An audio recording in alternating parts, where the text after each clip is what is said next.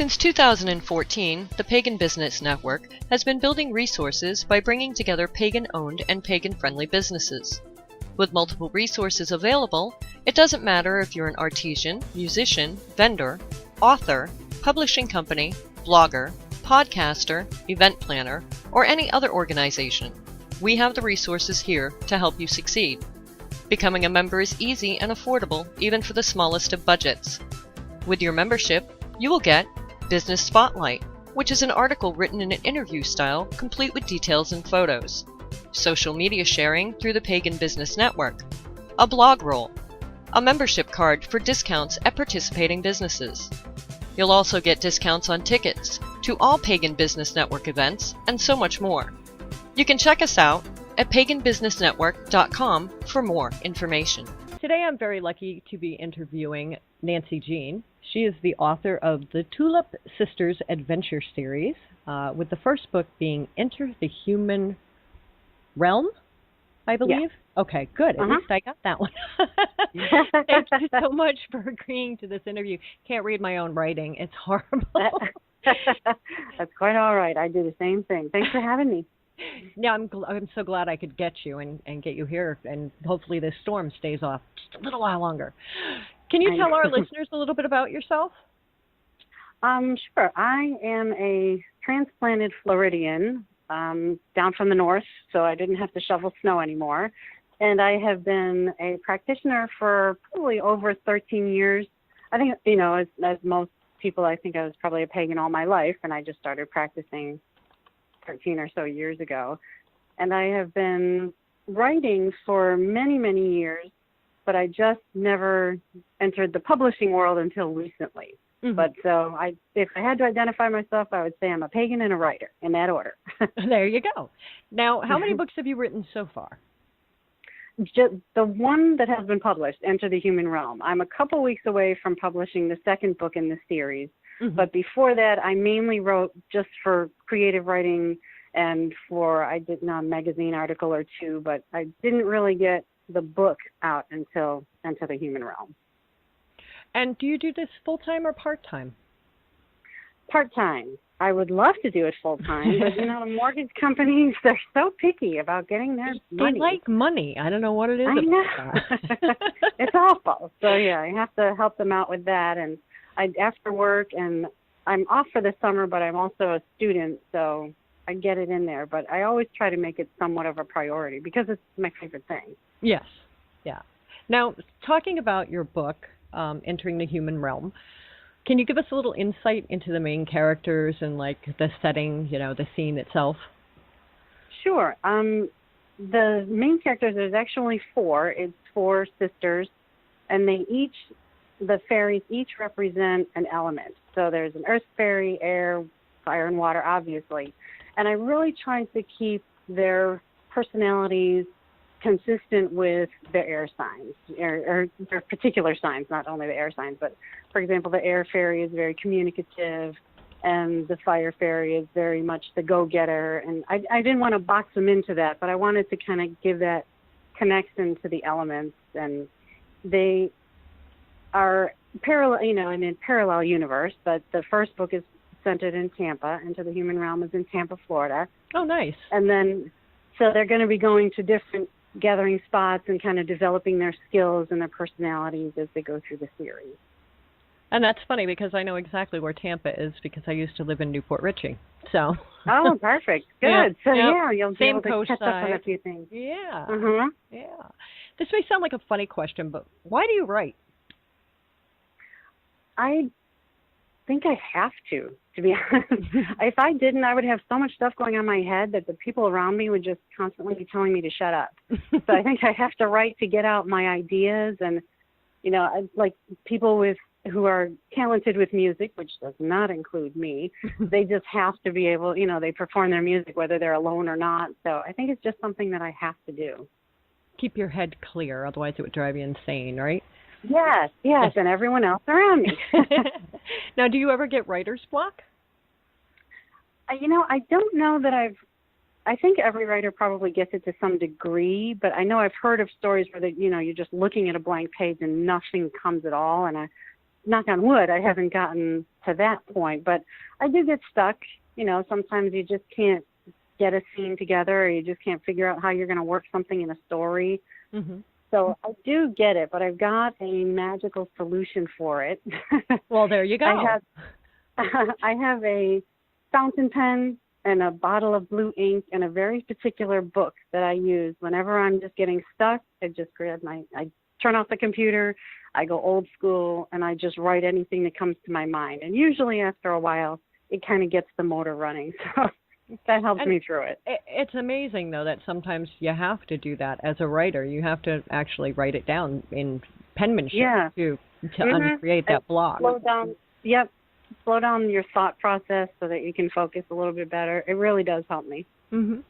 So do you set a time and a place to write? Well, I just basically write at my desk, but I don't really have a set time. I try to write after work every day. I don't have any dependents other than the dog and the cat. I've got a lot of freedom with when I can write, so it helps. But I'm one of those where when I get free time, pretty much that's what I want to be doing is writing, so I'll do it during my free time. Well, that's good, and I'm assuming it's kind of relaxing for you, too, at the same time. It can be. Sometimes the characters frustrate me a little bit and don't tell me what they're going to do. And that can be irritating, but for the most part, yeah, it is. I'm very fortunate to have the situation that I have where I can write on my own time schedule. Yeah, that is nice, too. What's the hardest part about writing this book so far? Revisions. And, you know, when you're writing, you just think you're just pouring brilliance onto paper, and it's so perfect. And then when you go back and you see that it doesn't really work, and you have to cut a scene or you cut a favorite phrase that you just knew was going to be quoted, you know, forever, it's really hard to just kind of say, hey, this isn't working, and I have to take it out and move on and be a big girl and move on. So self-editing. Yes, it's hard. Yes. Yeah. Now, what's the easiest part about writing this book?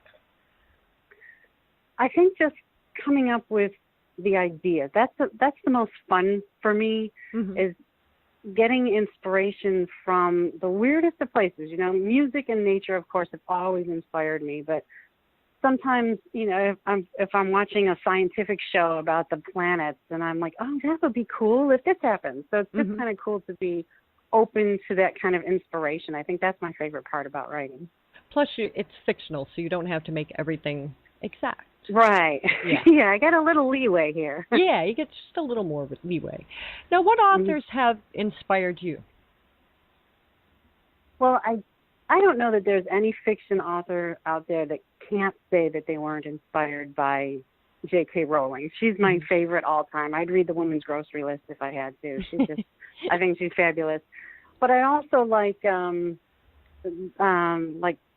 Jonathan Kellerman and those authors that can do murder mysteries where they plant the little seeds throughout the book and you're kind of led in one direction and you think you've got it figured out, and then at the end you don't really have it figured out. I like that. Yeah. Yeah, I like those too. Those are some of my favorites. A little surprise, something different. Exactly. Now, when you do reading for yourself and you grab a book, do you grab an actual book or is it a digital book? I am so terrible because I published in digital only for about a year first. I only had digital, but I love the feeling of the book. Yeah. That's why I published again in paperback. There's something about the kinetic connection where you're sitting and you're turning the pages. You know, maybe it's because of, you know, that's what I did when I was growing up, and always when I was enjoying reading, that was just part of the process, was turning the pages or, you know, plus holding you never the cover. have to worry about the battery dying and right. And the smell. I don't know what it is about old books, but I love the smell of old books. They're fabulous. I know. Yeah. And yeah, the ones that you read over. You read them over and over again, and as soon as you open up, you're transported back. I love that. Exactly. Now, you are working on the second book in the series right now, correct? Yes. And what's the name of this one? This one is called Through the Fairy Ring, and it's actually going to take place in Japan. Oh, awesome. Awesome. So that's going to be something to look forward to. It's been fun. It was I've never been there, so it was a little difficult trying to research it. But that was actually kind of part of the fun, was doing the research for it. But yeah, Google can be your best friend. Oh my gosh, I know. How did people write before? How did they know anything? Right? Yeah, because Google Earth, you can drive down the streets and everything. It's great. I know. It's kind of creepy, but it's handy. It's still good in a way. Because I can't afford to travel, so that's about as close to traveling as I'm getting. I know. I need one of those virtual reality things where you strap on your head and go to the beach for a day. Yeah, exactly. Now, do you have any advice for any aspiring writers? Well, aside from just write and don't stop writing, I think one of the things that really helped me was getting into a writer's group. Mm-hmm. When I took a creative writing class, it was probably about 10 years ago, we formed a group just from that class because our teacher recommended it. And it was probably the best thing I ever did, because writers are going to be honest with you, but they're also going to respect that, this is your heart and your soul. So they're going to, give you honest opinions, but not break your heart. Exactly. And also just the exchange of ideas. And I wouldn't have been able to finish the first book without my writers group. So definitely that's important. Now, how did you publish your first book, and why did you choose to do it that way? I published electronically through Amazon, just because Amazon's the big bad, all-knowing, all-seeing publisher. And I had tried before to go through. Traditional publishing is really competitive, and it's very, very difficult. And, I did my query letters, and I sent that out, and I got, rejection letters, which is part of the process. But just the odds of ever really getting published and the timetable of getting it published through traditional publishing was a bit prohibitive. So I just went through Amazon. And plus, you have all control. Yes. You're kind of a control freak, so it really helps to be able to control every step of the process when you publish through Amazon. Yeah, and I've talked to people who do that for the specific reason of they're doing a series of books, and they were worried that if they published the first book and it didn't sell well, the second book wouldn't get picked up. And, and that's not fair, because there are some readers out there who are looking forward to that second book. Right. As being the reader, I'd be very upset that, the second book never came out. So a lot, and it is a great option now for people who write to be able to publish themselves now, where they don't have to go through the whole hassle of trying to get signed up with a company and everything else. So. Right. Yeah, and I know in writers groups, I know that a few writers groups that you can get into will also help you in editing. So you don't have to pay somebody else to edit, because that can be expensive too. It really can. And it's very important, but it's also, sometimes you can spend $400 or $500 just editing a, not a very large book. And unless you're charging, Amazon, the basic rate for new novels is about $2.99. So you've got to sell how many copies just to make up for the editing and it's not cost. like you're getting the whole $2.99 either. Right. Yeah. Yeah. If you want to be rich, do not become an author. No. It's a slow process. Yeah. And unless you're picked up and they really pump your books out like Stephen King, it's you have to be really, really, he paid a lot to get where he is. Guaranteed. He's paid a lot of money out to get where he is. So. Yeah. And I don't think that a lot of people see that profit margin too much. So. No. You have to love it. You have to love writing if you want to be an author. Yes. I totally agree with that. It's just like a musician these days, especially the pagan musicians. They don't get paid as much as, they should, because most of the time they're just doing festivals or house parties or whatever. So they're living hand to mouth too. And you can see some amazing talent, and just because they aren't part of the big, publicity machines, you just wonder how come they're not more successful. But I guess success is relative. But I agree, and there's music out there that I love that most people has never heard of. So same with authors. Yeah. So. But I want to thank you again for coming on and letting us get a little glimpse into your world, Nancy. Thank you so much. Thank you very much for inviting me on.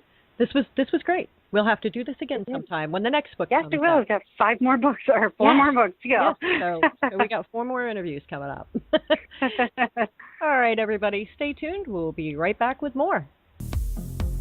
Are you a writer or artist? If so, the Pagan Business News Network is looking for you. We are currently seeking writers and artists for the following openings: local, national, and international news, features, product reviews, general advice, parenting and family columns, spiritual and advice columns, astrology and numerology forecasts, body, mind, and spiritual health columns, as well as illustrators and artists. For more information, please go to pbnnewsnetwork.com/submission-guidelines.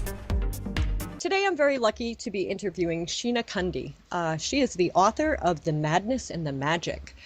Thank you so much for agreeing to do this interview. Can you tell our listeners a little bit about yourself? Yeah, sure, Rose. I am a witch of the British traditional old craft, living in the UK. I'm a teacher of horse and rider. I've been working with horses all my life.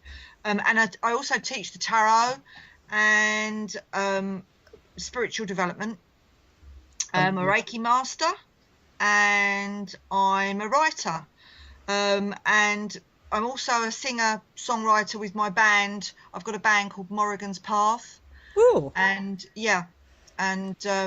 we've been together for about just under 3 years now. So I write all the songs for Morrigan's Path. And I've also just had a book published by Moon Books in November, a debut novel. And I also self-published a guidebook for the Magic of Nature Oracle, which are an oracle deck based on British wildlife. Ooh, that sounds amazing. You are a very, very busy woman. Yeah, and I've got 2 kids and a husband and a dog and a cat.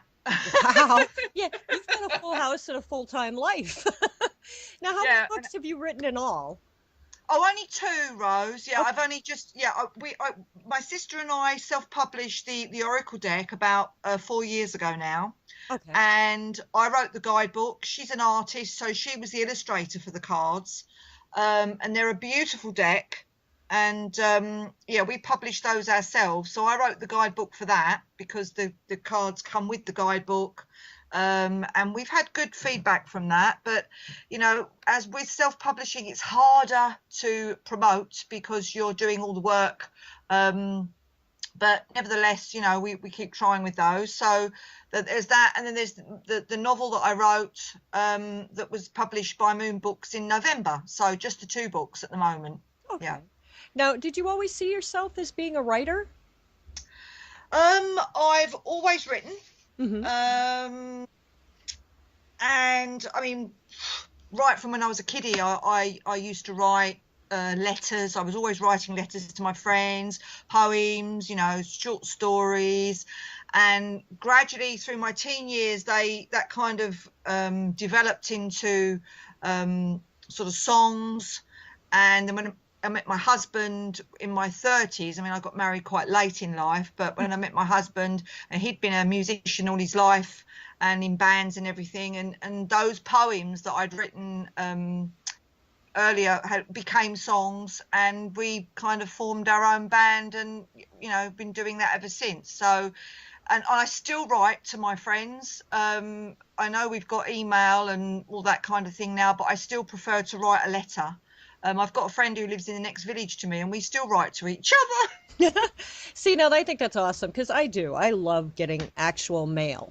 Yeah. Actual handwritten letters are beautiful, and you can't beat it. I'm old school, so email is great, and Skype and Facebook and all that, but it takes away a lot of the personal aspect of an actual handwritten letter. And I think also that the thing about handwritten letters is that you've got the energy of that person on the page, don't you think? Yes. And it's a lot more like talking to them, like actually talking to them, as opposed to text messaging over a phone. Yeah, I agree. Yes. Yes. Definitely. So I'm assuming you're doing this as a part-time thing you're writing right now. Well, because I've got so many other things going on, yes. But I am finding that I'm allocating more and more time to writing, because I'm working on the sequel to the novel at the moment. So But I must admit, the last week I've had to put that on the back burner because our dogs just had puppies. Oh. So we've got a litter of 7 puppies downstairs at the moment. So you have to Oh yes, you have to spend some time with them as well. Yeah, that's it. And also all these things are, these life experiences are, to me, it's all story fuel. It's all grist for the mill sort of thing. So I know that I can use this life experience for it would inspire me for my writing. So I think that you have to sometimes give yourself over to life experiences, whatever that is. People often sort of say, oh, life's getting in the way, but sometimes life is the only way, really, where we get our inspiration from, isn't it? Yes, exactly. And go ahead. Yeah. I'm sorry. Oh, carry on. Yeah, carry on. So in this book, the madness and the magic, can you give us a little insight about the main character and the storyline and stuff? Yeah, the main character is a crazy menopausal witch called Minerva. Oh, it's a story about me. Great. Oh, yeah. And basically, Rose, Minerva's on a mission to beat the dreaded menopausal disease, while her teenage daughter, Rhiannon, sort of faces up to the trials of a pregnancy that she wasn't quite expecting. And the story kind of undulates between Minerva's ridiculous antics to snare the local guitar-playing vicar, with tarot cards for guidance and brandy for confidence, and Rhiannon's sort of emotional turmoil. And Rhiannon, the daughter, is very much into horses because obviously that's where my love of horses comes from. So I have to include horses in it. So a horse riding accident and many crazy spells later throw the mother and daughter into sort of a story of sort of tragedy and comedy. It's a big cauldron of a mixture of all those things. But it's a light-hearted story, but there's shades of real life sort of stuff going on as well. So it's magical realism, I suppose you'd call it. Witch it. Ooh, I like that. Is what we're calling it, yeah. Because and hope, I'm the kind of first writer in the Moon books to be in this genre, so we're hoping that it's the beginning of a genre that's going to become popular, because there are quite a lot of people that are interested in writing stories about witches, modern witches in the modern day. It's not all about people, maids running along cliff tops in long sort of bell-sleeved velvet gowns, but it's more about witches that are magical realism for contemporary witches, but ordinary people that are witches like you and I. Yes. And what happens to them, and I mean, very much in my story, it was I suppose it's very much a semi-autobiographical, because I wrote it when I was going through the kind of perimenopause, and it was a way of cheering myself up, really, and keeping myself out of prison. I understand that completely. I was always, when I was younger, I always thought that menopause was going to be great, because I've always been a person who's always cold. So, even 70-degree weather, I've got a sweater on. And I was like, great, menopause will hit and I'll be warm. No, those are not warm flashes. When they say hot flash, they're not kidding. It's like your body gets dropped into hell and you're just left there pouring with sweat, which normally happens at night, to the point of where you have to change your sheets.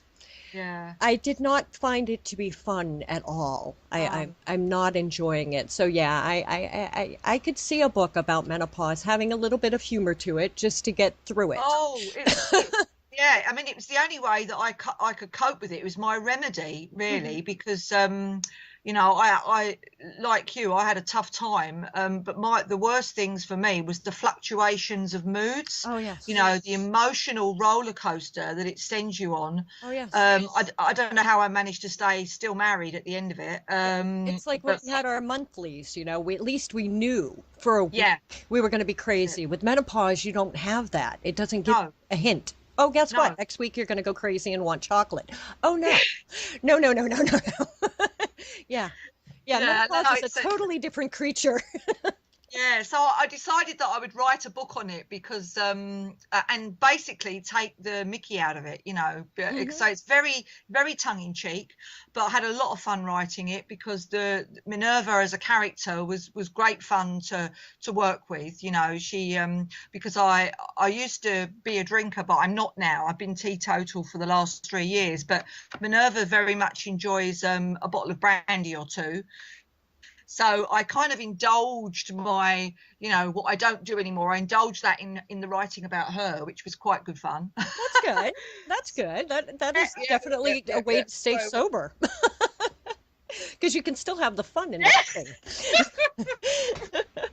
So this may sound like a funny that's question. it, yeah. This may sound like a funny question, but why do you write? Why do I write? Mm-hmm. I suppose I write because I it's a way of expressing my creativity, Mm-hmm. and it's the best way, the best medium that I've found of doing that over the years.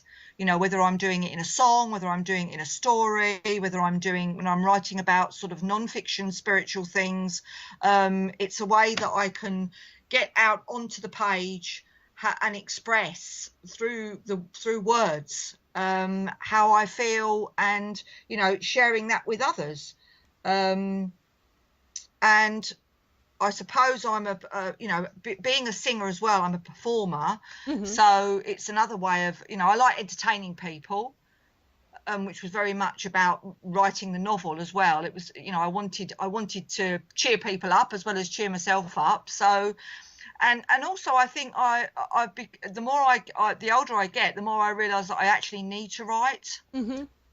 Because I find it very healing. You know, it's a very cathartic sort of tool for me. Mm-hmm. If I'm in a bad mood or whatever, you know, like as I said with the book, you know, I can get it all down on paper, and somehow that kind of, you know, you let go of that excess emotions that you don't have to carry it around anymore because you put it on paper. Do you know what I mean? Yes, self-therapy. It's therapeutic. It's very therapeutic. Yeah, that's exactly what it is. Yep, Yeah. you get it out of your head and then you don't have to worry about it anymore. That's it. Yeah. Mm-hmm. Yep. Yeah. Do you ever get writer's block? Do I ever get writer's block? I don't know. It depends what you call. Not really. Mm-hmm. I think that if you're disciplined enough, and I try to be, then sometimes even if I sit my bum down in the chair and I think, right, okay, I'm writing for the next sort of couple of hours, and on some days I might have the same sort of, you know, the muse might not visit me in the same way that it visits me on other days, and I don't feel quite as inspired, but I still plough ahead and do something. I suppose it depends what you call writer's block, really. But I think that sometimes you do need to stop. Like, for example, at the moment with sort of things going on in the house here at home, I've stopped writing for a couple, and I will do for a few weeks until these puppies are sorted out and they go. Mm-hmm. I can't really get the focus in my head to carry on with my story, my sequel, until that's done. Mm-hmm. But I also think that sometimes we need, you know, inspiration is a bit like having, you know, money in the bank. Yes. Same thing with inspiration. Sometimes you run out, you know, and you need to top that up with living a little bit, you know, with experiencing different things, and I think that as writers, we shouldn't feel guilty about sometimes stopping what we're doing and putting things on the back boiler in order to top up that inspiration bank, so that we've got plenty, because we need to keep doing that. We need to, you know, we work in cycles, and I think sometimes just to drive yourself hard into the ground continually, well, it doesn't work for me anyway. It just doesn't work for me. Right. So I think you have to go with your cycles of life, you know. And being a witch as well, I think I'm pretty in tune with those cycles around me, and you know, getting more in tune with the cycles that are inside of me. So I try and work with that as much as I can. That's good. Now, do you Yeah. write when you do your book? Do you write longhand? Do you use a typewriter, a computer? I suppose I make a few notes in longhand first of all, get my ideas down. But I find that I'm such a messy writer, and it all gets so confusing after a while that I think, oh my God, I'm going to have to get this down. Or, I have to get my laptop out and just start working on the computer. So I don't do an awful lot of writing in longhand. No, I'm pretty much straight on the laptop and get going. But with a few notes, to help me. Now, do Uh, you do a lot of research when you write a book? um, Research. I haven't done, not really for the novel, because as I said, it was semi-autobiographical. Yeah. I did have my nice big fat spell book next to me, because Minerva does a lot of spells, a lot of crazy spells. So even though I made some of those up, it's quite nice to have those reference books to go to, isn't it? Yes, Oh yeah, what I heard absolutely. for this, what correspondence for that, and I kind of, so I suppose that was my research in that way. But also, like I said, I drew on a lot of life experience. I work with the tarot, so I always had my tarot cards out with me. So that was my research as well, I suppose you could say. And yeah, that was about it really. Most of it I just make up when it comes to stories. Yeah, well, that's the fun part of fiction too. Yeah, of And course it doesn't have to be, right on no, and perfect. that's why I like writing stories, because as a writer it gives you much more freedom. you know Exactly. there aren't Now, any rules. yes. Now, do you do your own editing? I did a lot of my own editing for the novel, but as much as I could do. I got it as best condition as I could, the manuscript, and then I sent it off, and I think it went through, I think, one copy edit before it was published, I think. So I tried to get it in as good as shape as possible, because I've got fairly high standards. I like to think I have as a writer. So all it really needed was a copy edit to finish. Yeah. And it was good to go. That's awesome. Now, what authors have inspired you? What authors have inspired me? Oh God, too many to mention, really. I mean, I'm a real bookworm, and I've been reading since I was a kiddie. So, but I love Roald Dahl. I love Roald Dahl, and I still do as an adult. I still read a lot of Roald Dahl. I used to love Thomas Hardy when I was a girl. Since I've become, since I've walked more along a magical path, I love Dion Fortune. I'm really into Dion Fortune, and sort of John Matthews. All the kind of pagan authors, really. Marion Zimmer Bradley, I love her, and Mary Stewart. They're sort of, Margaret Atwood is another one that I really like. Yeah, but I mean, I could think of loads. There's so many, right? But I also like discovering new authors as well. I don't know about you, but I love discovering people that I've never heard of, Yes. I've been doing a lot of that with doing these interviews and stuff. I have talked to so many authors that I didn't even know existed.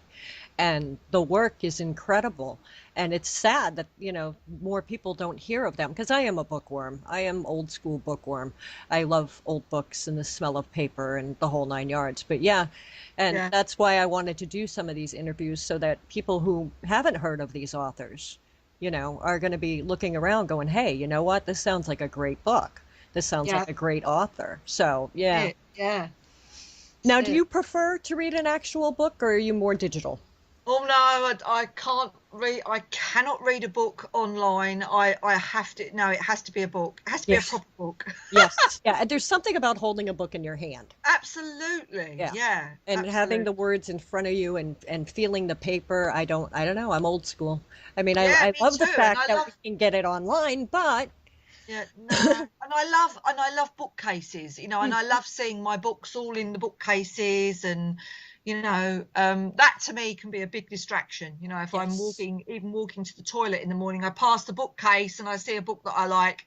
Oh my God, I can spend like half an hour sitting there just looking over a book. Yeah, exactly. I just love in the world of cell phones today and how everybody takes their cell phones to the bathroom, you'd be better off having a book in there. Definitely. Yeah. Now, you are working on the sequel to this book right now, correct? I am, yes. Okay, and can we get a little insight about what this one's going to be? Oh, okay. Well, it's the same. Obviously, it's the same characters. And because with the first book, when I got to the end of it, I mean, it's only 50,000 words, so it's not really, as novels go, it's not, it's quite a short novel, really. And I felt that when I got to the end of that book, that I'd only really scratched the surface with the characters. Yes. And so I felt that, that the first book was really just an introduction to people, that this is who the characters are, this is kind of what they're like, this is what's happening to them, but left it at the end with a bit of a question mark as to, there's much more that we could get out of this. So really that's what I'm carrying on with. I'm carrying on with the same characters, different things happening to them. I've got an idea of what's going to happen to them, and I think I'm into chapter 3 at the moment. So but when I wrote the first book, I did it as part of an online challenge called NaNoWriMo. Have you heard of NaNoWriMo? Yes, I have, actually. Yeah, which is basically an annual online challenge to write a novel of 50,000 words in the month of November. And I did that sort of about 3-4 years ago, and I'd never ever written anything of that length before. I think I'd only ever written about 2,000 words before in a short story form. So to write 50,000 words in a month was quite a big mountain to climb. And to write it in 30 days, you've got to sit down and write 2,000 words a day, and without editing. The only way to do it is just to get it down and not even read it back, and just get on with it, just plow through it. And I realized that actually I could do it, and I did do it. But it's a real discipline. And I'm not doing that with this one. I'm like I said, my dog's just had puppies, so now I've got to put that on the back burner. And sometimes I think, perhaps I should have just did it in a month like I did the last one, but it looks like this second one's not going to be, I'm not going to write it the same way. So who knows how long it's going to take me. I'm hoping not too long. I'm hoping to get the first draft done in a few months, so I can hopefully get it edited and submit it by the end of the year. That's what I'm hoping. And that'll be through Moon Books as well, so they'll be able to find it in Moon Books anyway, right? I'm hoping, if they'll publish me again. Knock wood. Now, do you have any advice for aspiring writers? Well, I suppose what I would say to anybody is keep at it, keep writing. And for God's sake, be selective. Don't feel, read and write what inspires you. And gives you only what inspires you and gives you pleasure, because what is the point in not? Don't feel that you're writing because you should be doing it for a certain audience. I think you've got to write for yourself first and foremost. You've got to write for yourself, because if you're enjoying it, then chances are other people are going to pick up on that and they're going to enjoy it as well. That's going to reflect in the writing. So I would say make sure of that. Maintain a good sense of humour.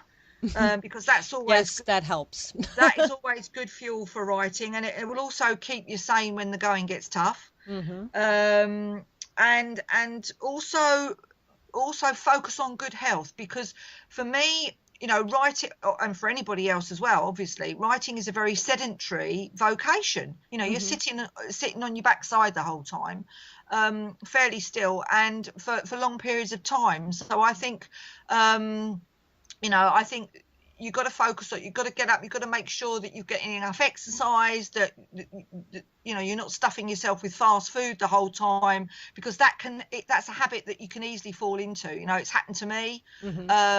Yeah, sitting there and you're just munching on chips or something that you shouldn't be munching on, and staying hydrated is another thing, because I know I tend to drink too much coffee, so I do try to drink a lot of water, because coffee is actually a dehydrating agent. So I truly believe that too, that you need to walk around, and, you know, if you do get writer's block, take a walk in nature.